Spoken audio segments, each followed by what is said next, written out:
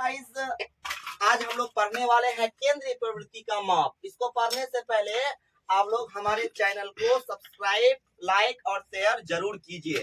तो आते हैं यहाँ पे हम लोग कि केंद्रीय प्रवृत्ति का माप के बारे में कैसे पढ़ेंगे।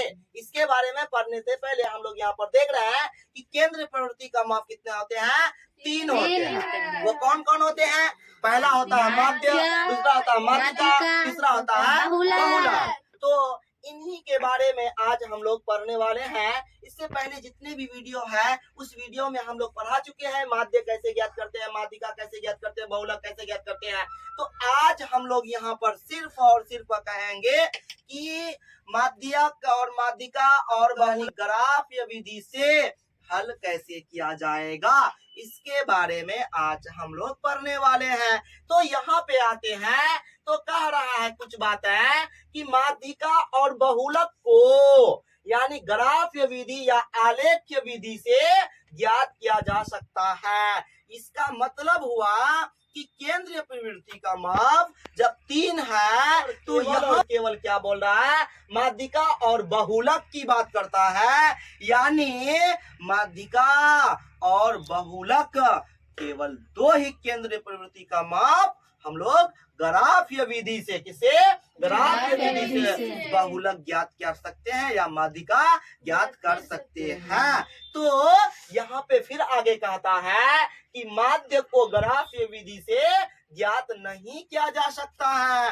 तो देखो यहाँ पर बहुत ही अच्छी बातें बताया जा रहा है कि कह रहा है माध्यिका और बहुलक यानी यहाँ पर केंद्रीय प्रवृत्ति का माप जो 3 है, 3 में से 2 को हम ग्राफ्य विधि में बना सकते हैं और यानी माध्यिका एक को जो केंद्रीय प्रवृत्ति का माप हो तो हम लोग ग्राफ्य विधि में नहीं बना सकते हैं।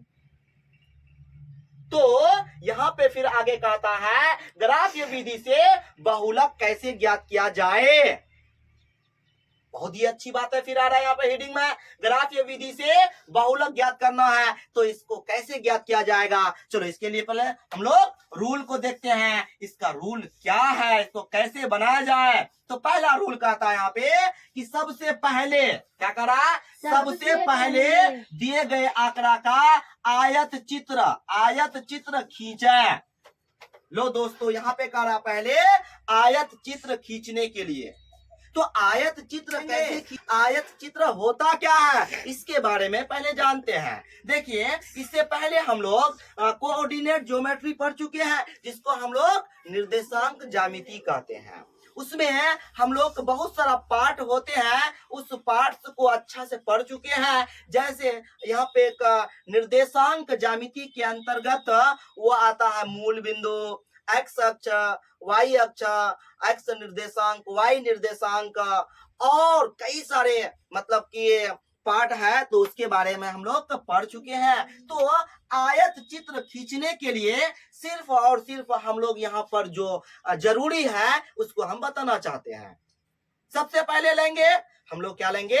एक्स अक्ष लेंगे। क्या लेंगे? एक्स अक्ष लेंगे। एक्स अक्ष जब ले लेंगे तो उसके बाद एक वाई अक्ष लेंगे। क्या लेंगे? एक वाई अक्ष लेंगे। एक्स अक्ष और वाई अक्ष जब ले लेते हैं तो यहाँ जो एक्स अक्ष है, इस एक्स अक्ष पे हम लोग क्या दर्शाते हैं? एक्स अक्ष पर हम लोग क्या दर्शाते हैं? वर्ग अंतराल। क्या दर्शाते हैं? वर्ग अंतराल। तो दोस्तों, यहाँ पर जो हम बात कर रहे हैं वर्गीकृत आंकड़ा की बात करते हैं। यहाँ पर किसकी बात कर रहे हैं? वर्गीकृत आंकड़ा की बात करते हैं, क्योंकि वर्गीकृत आंकड़ा में वर्ग अंतराल होते हैं। हम लोग यहाँ पे क्या सरल आंकड़ा और अवर्गीकृत आंकड़ा की बात नहीं करते हैं। यहाँ पर हम लोग जो पढ़ने वाले हैं ग्राफ्य विधि से उसका बहुलक ज्ञात करना है तो वर्गीकृत आंकड़ा का होगा। समझे? तो यहाँ पर वर्ग अंतराल एक्स अक्ष लेगा और उसका जो बारंबारता होता है उस बारंबारता को वाई अक्ष में अंकित करते हैं। तो इस तरह से यहाँ पे जो जहां पे है उसको खींच करके तो इसी को हम लोग आयत चित्र तैयार करते हैं। तो आयत चित्र आप लोगों को समझ में आ गया होगा। तो यहाँ पे आयत चित्र इस तरह से बनता है। आयत चित्र बनाना है, कहीं यहाँ पे होता है कहीं यहाँ पे बड़ा हो जाता है, तो इसको हम लोग कहाँ पे अंकित करते हैं, एक कॉपी होता है, उस कॉपी का नाम स्पेशली है ग्राफ कॉपी। क्या बोलते हैं, ग्राफ कॉपी। क्या बोलते हैं, ग्राफ कॉपी। तो वहाँ पे हम लोग काम करते हैं। चलो, इसको पढ़ने से पहले हम लोग यहाँ पर जो रूल पढ़े, तो इस रूल में एक बातें आया था, आयत चित्र क्या होता है। तो आयत चित्र अभी भी हम लोग समझे। चलो आते हैं, अब कहा था उनमें बड़ा आयत को चुने, जो आयत चित्र आएगा उसको उसमें से हमको सबसे बड़ा जो आयत आएगा उस आयत को चुन लेंगे। क्या करेंगे, उस आयत को चुन लेंगे। अब आगे कहता है फिर कि फिर बड़ा आयत से, यानी जो बड़ा आयत है उस बड़ा आयत से पहले वाले आयत, जैसे यहाँ पे बड़ा आयत आएगा उससे पहले वाला आयत, आयत के उच्च सीमा क्या लेंगे, उसका उच्च सीमा लेंगे, उच्च सीमा। और बड़ा आयत के बाद वाले जो वाले आयत के निम्न सीमा, क्या निम्न सीमा से विकर्ण खींचते हैं। तो आप लोग बता देते हैं यहाँ पर क्या बोल रहा, देखिए यहाँ पे सबसे पहली बात बोल रहा कि यहाँ पे आयत चित्र खींच रहे हैं। ये आयत चित्र हो गया, ये आयत चित्र हो गया, ये आयत चित्र है, ये आयत चित्र है,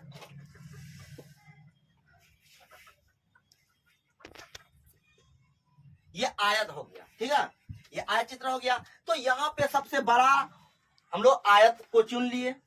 सबसे बड़ा आयत के कहाँ है रूल कि सबसे पहले दिए गए आंकड़ा का आयत चित्र खींचे। आयत चित्र खींच लिए, सपोज ऐसे समझा रहे हैं, उसका तो फिर क्वेश्चन बनाएंगे हम लोग, समझे। फिर कहता है फिर बड़ा आयत से पहले, बड़ा आयत ये हुआ, इससे पहले कौन है, यही ना है। तो इसका क्या लेने के लिए कहता है, इसका क्या लेने के लिए कहता है, उच्च सीमा। क्या लेना, उच्च सीमा कहता है। यानी बड़ा आयत, यानी फिर बड़ा आयत से पहले वाले आयत के उच्च सीमा, क्या बोल रहा, उच्च सीमा। और बड़ा आयत के बाद, बड़ा आयत के बाद ये ना हुआ, इसका क्या लेते हैं, इसका क्या लेते हैं, निम्न सीमा लेते हैं। इसका क्या लेते हैं, निम्न सीमा लेते हैं, समझे, इसका निम्न सीमा लेते हैं। तो फिर यहाँ पे कह रहा है कि उसके आधार पर हम लोग क्या करते हैं, विकर्ण खींचते हैं। क्या करते हैं, विकर्ण खींचते हैं। क्या खींचते हैं, विकर्ण खींचते हैं, समझे। फिर यहाँ पे आते हैं, कहता है कि फिर विकर्ण के कटान बिंदु से एक्स अक्ष पर लंब डालते हैं। क्या करते हैं, जो कटान बिंदु होता है वहां से एक्स अक्ष पर एक लंब डालते हैं। क्या डालते हैं, लंब डालते हैं, समझे। कहाँ पे, एक्स अक्ष पर लंब डालते हैं। वह लंब एक्स अक्ष को जिस बिंदु पर काटेगा वही बहुलक होगा। चलो दोस्तों, यहाँ पे जो कह रहा है उसी के आधार पे हम लोग कुछ क्वेश्चंस बनाना चाहते हैं। क्या कहता है क्वेश्चन, यहाँ पे हम लोग देखते हैं क्या कह रहा क्वेश्चन। चलो, तो यहाँ पे कह रहा है एक और बात जानना है कि वर्ग अंतराल को एक्स अक्ष पर लेना है और बारंबारता को वाई अक्ष पर लेना है। सही बात है, हम लोग जान चुके हैं। और एक बात और समझना है कि हम लोग जब ये ग्राफीय विधि को खींचना चाहते हैं, यानी बहुलक निकालना चाहेंगे, तो इसके लिए हम लोग क्या करेंगे, ये जो वर्ग है यानी आंकड़ा जो लिया जाएगा, समझे, आंकड़ा कैसा होना चाहिए, यहाँ पर अपवर्जी में होना चाहिए। और अपवर्जी में ही रखते हैं हम लोग, कोई भी क्वेश्चन बनाते हैं, अगर अपवर्जी में नहीं रहता है उसको लाते हैं। क्या करते हैं, लाते हैं, समावेशिक से अपवर्जी में लाते हैं, तब उसके बाद बनाने की कोशिश करते हैं। चलो, तो यहाँ पे फिर एक क्वेश्चन आ रहा है, एनसीईआरटी क्वेश्चन है, बहुत ही लाजवाब क्वेश्चन है। देखते हैं क्वेश्चन को। करा किसी कंपनी के, क्या करा, किसी कंपनी के 30 कर्मचारियों की, क्या करा, किसी कंपनी के 30 कर्मचारियों की दैनिक मजदूरी नीचे की तालिका में दी गई है। वाह, इतना अच्छी बात है। करा किसी कंपनी के, करा किसी कंपनी के 30 कर्मचारियों की दैनिक मजदूरी नीचे की तालिका में दी गई है। करा दैनिक मजदूरी है, कर्मचारियों की संख्या 0 से 10 1, उसके बाद 10 से 20 8 मजदूरों की संख्या हो गया। 20 से 30 कितना कर रहा है यहाँ पे, 10। उसके बाद 30 से 40 5, उसके बाद 40 से 50 4, 50 से 60 में 2 मजदूर काम कर रहा है, समझे। तो इस तरह से यहाँ पे हम लोग क्या कर रहा है, आलेख्य विधि से इनकी बहुलक दैनिक मजदूरी ज्ञात करने के लिए कहा जा रहा है। तो इसको बनाना है, तो इसको बनाने के लिए सबसे पहला काम हम लोग क्या करते हैं कि यहाँ पे हम लोग सबसे पहले आयत चित्र खींचेंगे। सबसे पहले दिए गए आंकड़ा का आयत चित्र खींचेंगे। तो इसको खींचने से पहले हम लोग यहाँ पे क्या कर लेंगे, क्या इकाई लेना है वो निर्देशित भी कर देंगे। चलो कर देंगे, अच्छे से, बहुत अच्छे से कर देंगे। चलो इसको बनाने से पहले हम लोग यहाँ पे क्या करते हैं, एक वाई अक्ष लेते हैं। क्या लेते हैं? वाई अक्ष लेते हैं। तो वाई अक्ष देखो यहाँ पर कैसे लिया जाएगा। देखो यहाँ पे बहुत ही बेहतरीन तरीका से बना रहे हैं। इस वीडियो में जरूर रहिए, सारे समस्या का हल हो जाएगा। सबसे पहले हम लोग एक्स अक्ष और वाई अक्ष खींच रहे हैं। तो ये हो गया आपका वाई अक्ष और ये खींच रहे हैं हम लोग एक्स अक्ष। एक्स अक्ष खींच रहे हैं।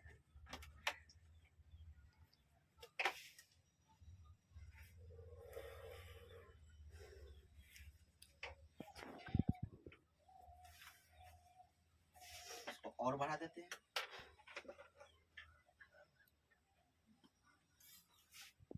हम लोग अभी यहाँ पे बोर्ड में बनाने का वजह क्या है कि हम लोग यहाँ पे थोड़ा ऐसे ही समझ लेते हैं, क्योंकि यहाँ पर गलत होने की संभावना है, क्योंकि यहाँ पर माप सही नहीं होगा, समझे। बोर्ड है इसीलिए इसको, ये क्वेश्चन बनाने के लिए हम लोग ग्राफ कॉपी का यूज करते हैं, समझे। चलो इसको समझा रहे ऐसे ही, चलो समझते हैं। तो ये हो गया आपका वाई अक्ष और ये हो गया वाई डैश, उसके बाद ये एक्स डैश, ये हो गया एक्स अक्ष, समझे। अच्छा चलो दोस्तों, यहाँ पे अब हम लोग क्या करने वाले हैं, सबसे पहला कहा कि पहले दिए गए आंकड़ा का आयत चित्र खींचें। अब उनमें बड़ा आयत को चुनेंगे। पहले आयत चित्र खींचने से पहले यहाँ पर जो बात का वर्ग अंतराल को एक्स अक्ष पर और बारंबारता को वाई अक्ष पर लेना है। तो यहाँ पर क्वेश्चन कह रहा है कि वर्ग अंतराल, ये क्या हो गया, वर्ग अंतराल हो गया। तो वर्ग अंतराल यहाँ हो जाएगा, जैसे हम यहाँ माप को बनाते हैं, पहले देखो यहाँ से यहाँ तक हो जाएगा, इसका ले लेते हैं। उसके बाद यहाँ से यहाँ तक इसका ले लेते हैं, फिर यहाँ से इसका यहाँ तक ले लेते हैं। हम अपने माप के आधार पर ले रहे हैं, क्या कर रहे हैं, अपने माप के आधार पर काम कर रहे हैं, समझे। तो इस तरह से यहाँ पे हम लोग ले रहे हैं। फिर उसके बाद यहाँ से कहाँ आ जाएगा, यहाँ ले रहे हैं, यहाँ ले रहे हैं, फिर यहाँ से यहाँ ले रहे हैं। तो देखो यहाँ पे कह रहा था 0 से 10, क्या करा, 0 से 10 करा। तो 0 से 10 लेंगे तो यहाँ पर आ जाएगा 0, यहाँ पर होगा 10, यहाँ पर होगा 20, यहाँ पे होगा 30, यहाँ पे होगा 40, यहाँ पे होगा 50, यहाँ से होगा 60 और यहाँ कहाँ तक है 60।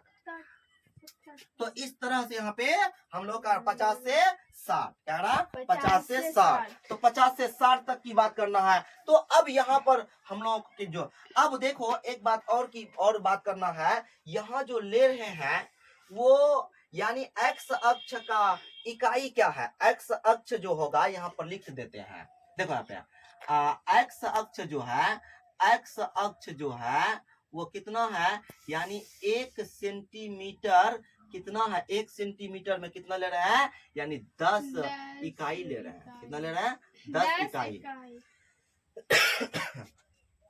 और y अक्ष में हम लोग यहाँ पर क्या कर रहे हैं कि 1 सेंटीमीटर में यानी 2 इकाई लेंगे। कितना लेंगे, 2 इकाई लेंगे। बारंबारता जो आने वाला है y अक्ष में, तो यहाँ पर लेंगे 1 ही सेंटीमीटर लेंगे, लेकिन 1 सेंटीमीटर में अंकित कुछ और होगा।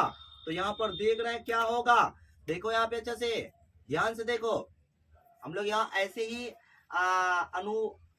थोड़ा सा मतलब अनुभव से ले लेते हैं कितना माप होगा, लेकिन संभावना है यहाँ पे सही नहीं बनता है बोर्ड में।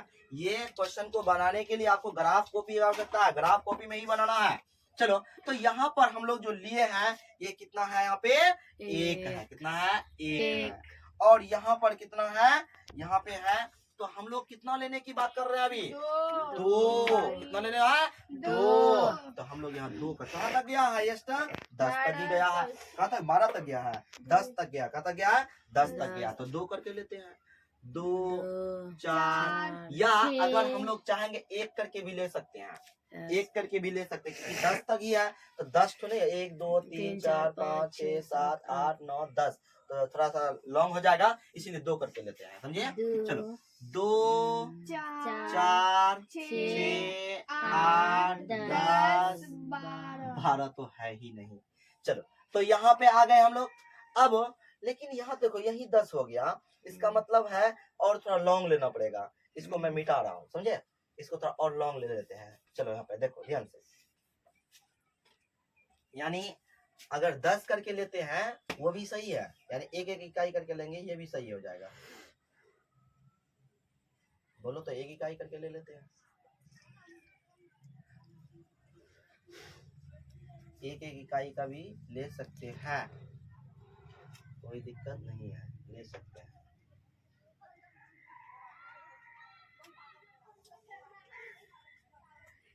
चलो देखो यहाँ पर, चलो एक इकाई करके ले लेते हैं, तो यहाँ पर एक इकाई का लेते हैं, एक इकाई का लेते हैं, समझे। चलो यहाँ पर देखो ये आया 1, ये 2 3 4 5 6 7 8 9 10, इस तरह से ले लिए यहाँ पे, तो एक इकाई कहाँ पर लिए हैं, ध्यान में रखना है, समझे बात है। चलो अब यहाँ पर कितना आ जाएगा, 1 2 3 4 5 6 7 8 9 10, 10 इकाई करके ले लिए।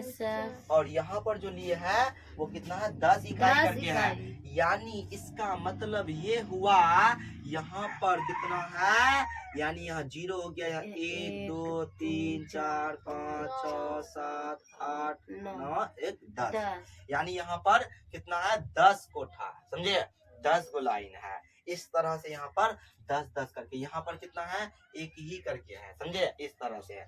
तो अब यहाँ पर आते हैं कि क्या कह रहा है, कि यहाँ पर कहता है कि इसको हम लोग यहाँ पर क्या लिखे, बारंबारता, बारंबारता, यानी इसको लिख सकते हैं कर्मचारियों की संख्या, कर्मचारियों की संख्या, कर्मचारियों की संख्या, समझे। चलो इसको हम लोग अंकित कर दिए। और यहाँ पर कौन चीज है, यानी दैनिक मजदूरी, क्या बोलेंगे, वर्ग अंतराल है, वर्ग अंतराल है, समझे, वर्ग अंतराल है, लेकिन यहाँ पर क्या है, दैनिक मजदूर है ना, दैनिक मजदूरी है ना, रुपया में दिया, किसमें दिया है, रुपया, ठीक, इसको अंकित कर दिए। अब देखो यहाँ पे क्या कह रहा है कि यहाँ पे सबसे पहले आयत चित्र खींच लेंगे, तो आयत चित्र खींच रहे हैं, तो देखो यहाँ पे कितना जा रहा है, पहला 0 से 10 में कितना जा रहा है, 1 जा रहा है। चलो 1 खींचते हैं, यहाँ पर देखो अच्छे से, तो यहाँ पर देखो हमेशा ये बात याद रखना है कि क्योंकि ग्राफ कॉपी में खींचा जाता है, यहाँ पे हम ऐसे ही बना रहे हैं, रफ बन रहा है, समझे, ये सही नहीं बनेगा, मैं पहले भी बोला हूँ, बताने की कोशिश कर रहे हैं हम लोग को।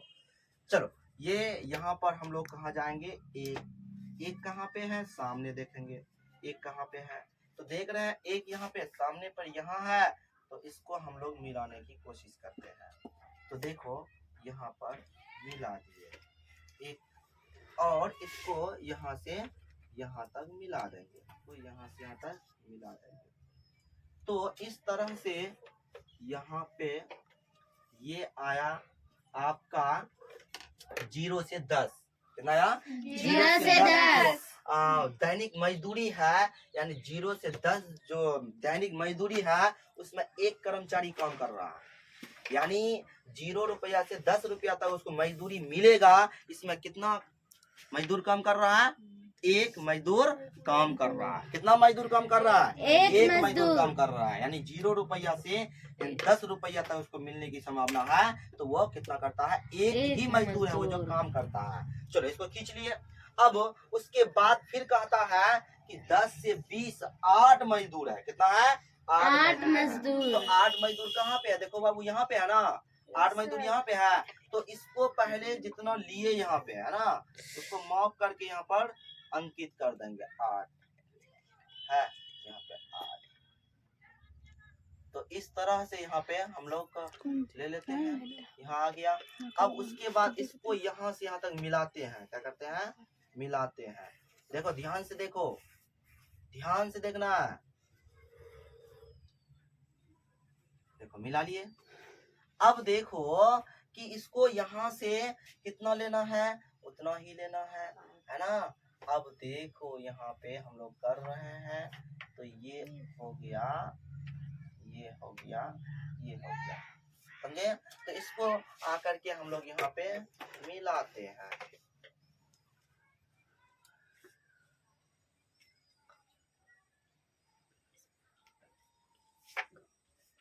देखो ध्यान से, ध्यान से देखो,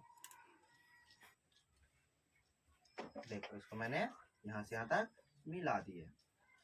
ये हो गया आपका जो ये आयत हो गया, ये आयत चित्र जो है ये केवल और केवल किसका है, 8 कर्मचारी काम कर रहा है, यानी 10 से 20 के बीच में, यानी 10 रुपया से 20 रुपया के बीच में 8 मजदूरी, यानी 8 मजदूर उसमें काम कर रहा है, समझे। चलो ये हो गया। फिर उसके बाद कहता है 20 से 30 में, क्या ना, 20 से 30 में 10 मजदूर है। चलो 10 मजदूर है बाबू, 10 है कहाँ पे, उसको देखो जैसे 10 यहाँ पे है।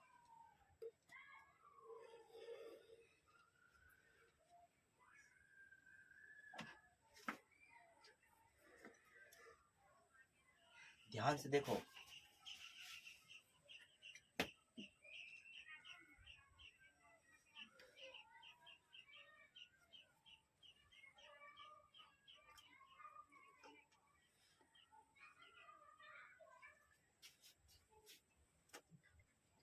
यानी 20 से कितना है, 30, 20 से 30 में मजदूर जो काम कर रहा है, इसमें ज्यादा मजदूर है, इसमें ज्यादा मजदूर है, समझे।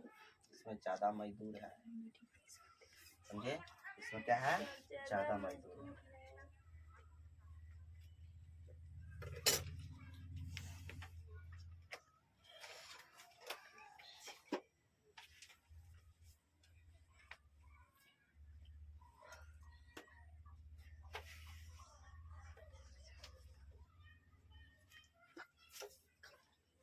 देखो दोस्तों, ये जो बना रहे हैं ये बहुत ही लाजवाब चित्र है, समझे। ये बहुत ही अच्छा चीज है, इसलिए इसको समझना बहुत जरूरी है। चल अब आते हैं यहाँ पे हम लोग आगे करा 30 से 40, 30 से 40, 30 से 40, 30 से 40 में कितना, 5 मजदूर, तो 5 मजदूर है कहाँ पे, वो देखेंगे अच्छे से। 5 मजदूर यहाँ पे है, तो इसको यहाँ पे हम अंकित कर दिए। उसके बाद कह रहा है कि यहाँ पर इसको लीजिए, तो इसको हम लोग यहाँ पे ले लिया। फिर उसके बाद यहाँ पे आते हैं, तो यहाँ पे कह रहा 40 से 50, 40 से 50 4 मजदूर है, तो 4 मजदूर को हम लोग ले रहे हैं।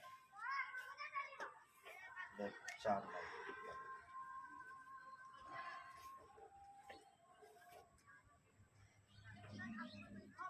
4 मजदूर है, और इसको यहाँ से लेने की कोशिश करते हैं।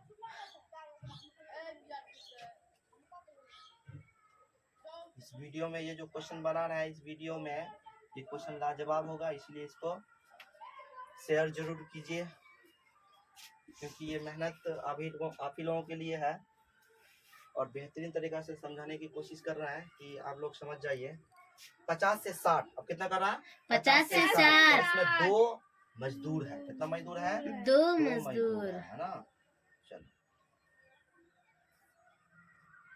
इसमें 2 मजदूर है, इसको कैसे बनाया जाता है इसके बारे में जानते हैं। चलो इसको खींच रहे हैं, तो बोला जा रहा है कि 2 मजदूर का खींच रहे हैं, आयत चित्र खींच रहे हैं। क्या खींच रहे हैं, आयत चित्र खींच रहे हैं। इससे पहले हम लोग पढ़ा चुके हैं आयत चित्र कैसे खींचा जाता है। चलो खींच दिए ये, तो इस तरह से यहाँ पर आयत चित्र नजर आ रहा है, लेकिन इसको छायांकित करना है। चलो छायांकित कर देते हैं फटाफट। चलो देखो ध्यान से,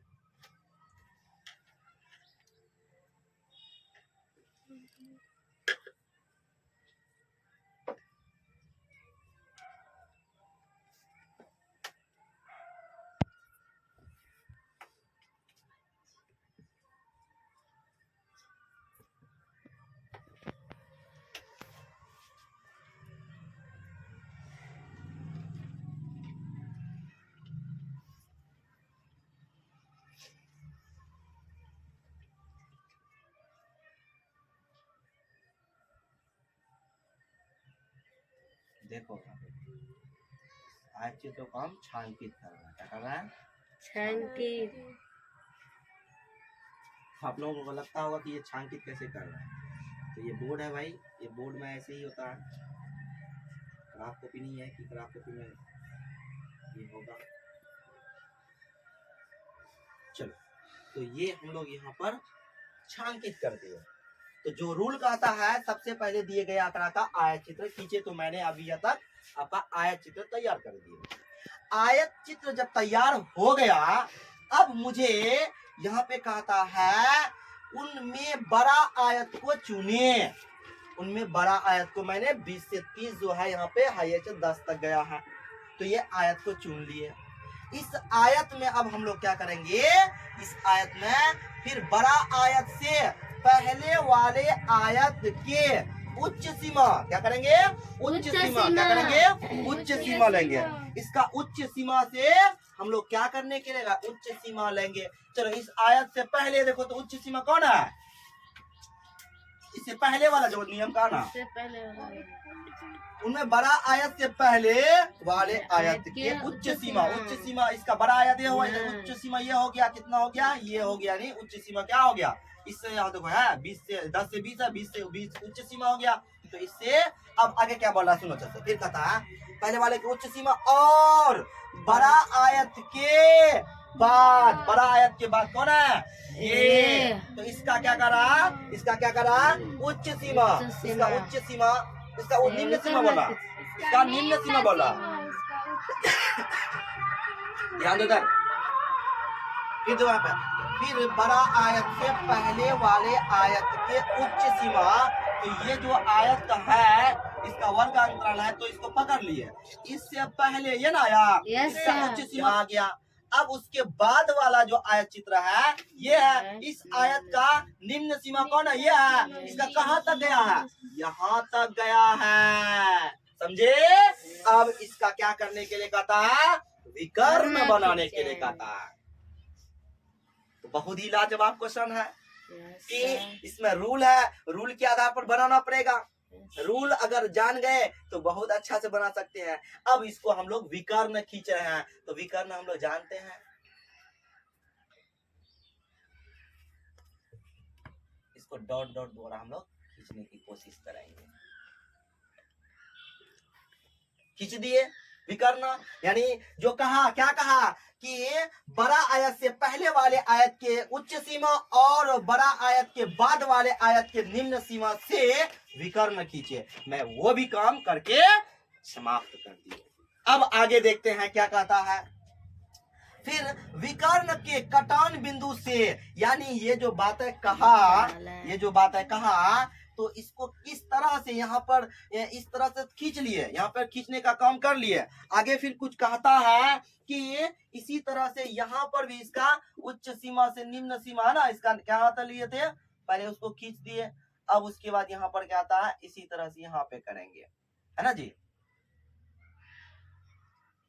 चलो, तो यहाँ पर जो ये कम यहाँ से यहाँ के, इसको भी करना है ना, जो कम यहाँ करना है विकर्ण खींचना पड़ेगा ना। तो इसका इस तरह से यहाँ पर हम लोग जो कम यहाँ की उसका उसी तरह से हम लोग क्या करेंगे, विकर्ण खींचेंगे। तो जो देखो यहाँ पे विकर्ण खींच रहे हैं, देखो ये आपका विकर्ण किसी न किसी बिंदु पे कटा है, और उस कटान बिंदु से, उस कटान बिंदु से, उस कटान बिंदु से यहाँ देखो, फिर विकर्ण के कटान बिंदु से एक्स अक्ष पर लंब डाले। जो कटान बिंदु यहाँ पे है, यहाँ पे देखो, अच्छे से ध्यान से देखो। तो यहाँ पर अब लंब डालने की एक बात करता है कि यहाँ से यहाँ तक लंब डालिए। तो मैंने यहाँ से यहाँ तक लंब डाल रहे हैं, देखो इस पर लंब डाल रहे हैं।